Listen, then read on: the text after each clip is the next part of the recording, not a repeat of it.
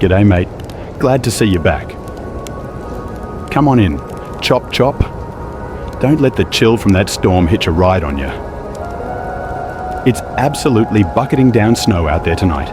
Hey, can you hear the wind howling down the chimney? Sounds like a wild beast growling in the scrub. Park yourself here, mate. I just chucked another log on the fire. She's burning beauty now.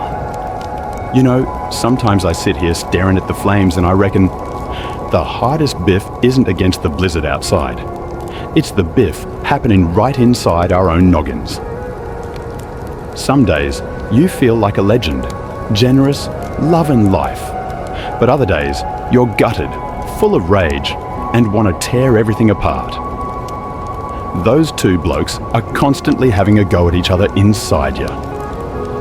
Tonight, let me spin you a yarn. It's an old legend from the Cherokee mob.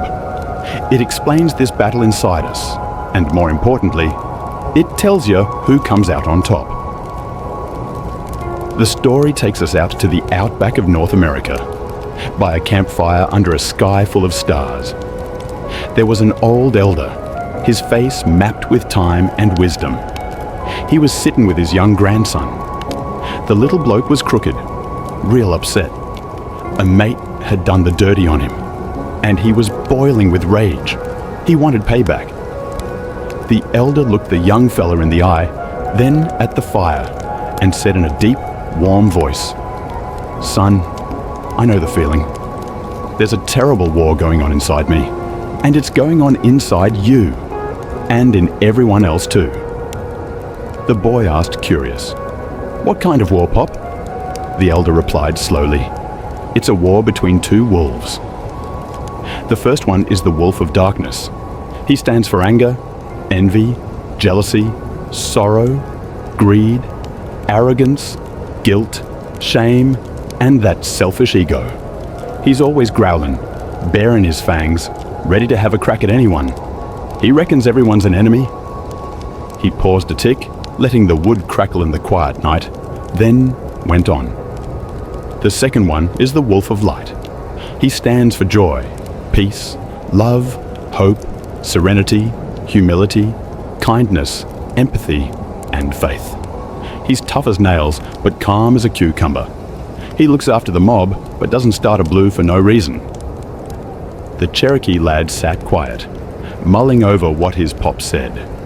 He imagined two massive wolves tearing strips off each other right inside his chest.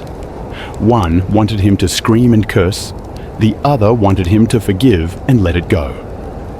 After a fair while, the boy looked up and asked the most important question. "Pop, so which wolf wins in the end?" The old elder smiled, a smile holding the wisdom of 1,000 lifetimes. He just gave a simple answer. "The one you feed." My mate, that answer is so simple it hits you like a ton of bricks, doesn't it? We usually reckon feelings just hit us out of the blue and we can't control them. But that's rubbish. Every single day, we're quietly feeding them. When you're lying there scrolling through your phone, feeling jealous of someone else's flashy life, you're tossing a fresh steak to the wolf of darkness. When you're tossing and turning, holding a grudge against a workmate who stitched you up, you're raising that dark wolf to be a monster. And when he's big enough, he'll turn around and swallow you whole. He'll turn you into a bitter, exhausted bugger.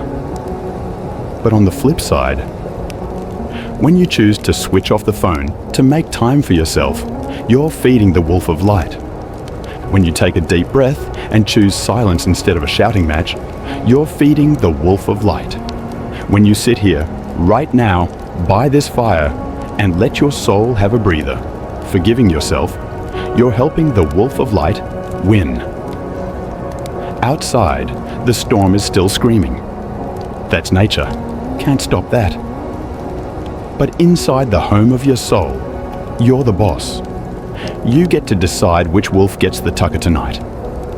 Don't let the wolf of worry and rage rob you of your sleep. Let him starve. Feed the peace, mate.